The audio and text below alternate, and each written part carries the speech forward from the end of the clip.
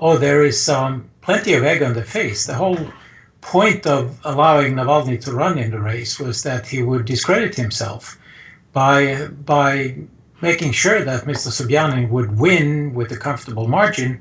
Putin would then be able to tell the opposition that, look, you got a fair chance. We ran a perfectly clean election. Your guy got 5, 6, or 9%.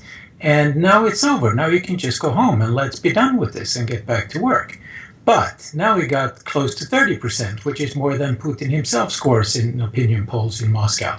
So Putin really has put his foot in it, and this is going to be very difficult for him to wiggle out of.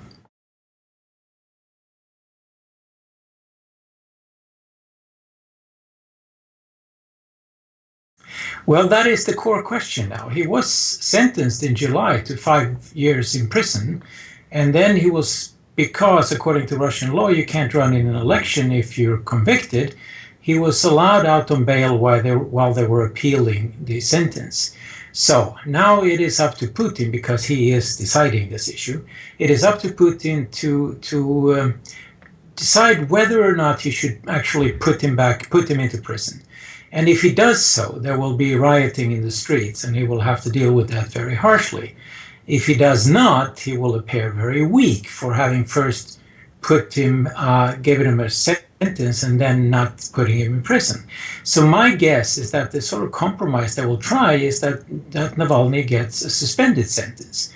That means he will not be in prison, so there will be no riots, but he will not be able to stand for election, which is the main point. He will, of course, still be able to run campaigns with other people in his team, but it's probably the best Putin can make out of this, unless they want a real bloodbath.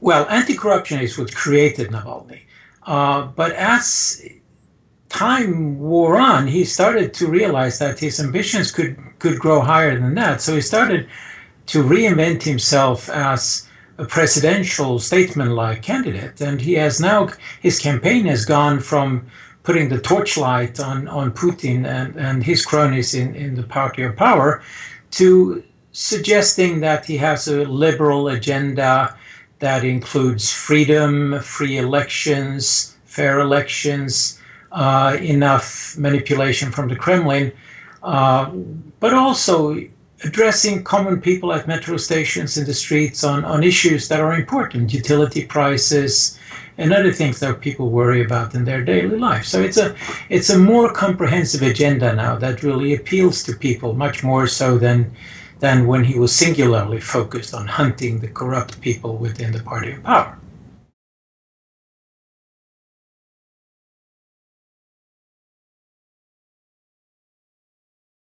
Oh, I think it already has. I mean, the whole Putin era from 2000 onwards has been based on what some have called managed democracy, i.e., we have multiple parties and we have open elections and we will allow people to run as long as they don't win.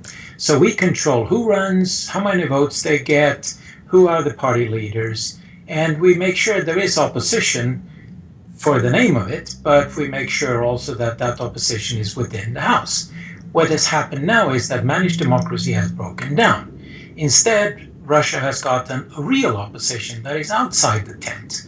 And that opposition is in the streets, in squares, and is spreading across Russia. And the big problem for Putin is that he's apparently clueless as to what to do about this.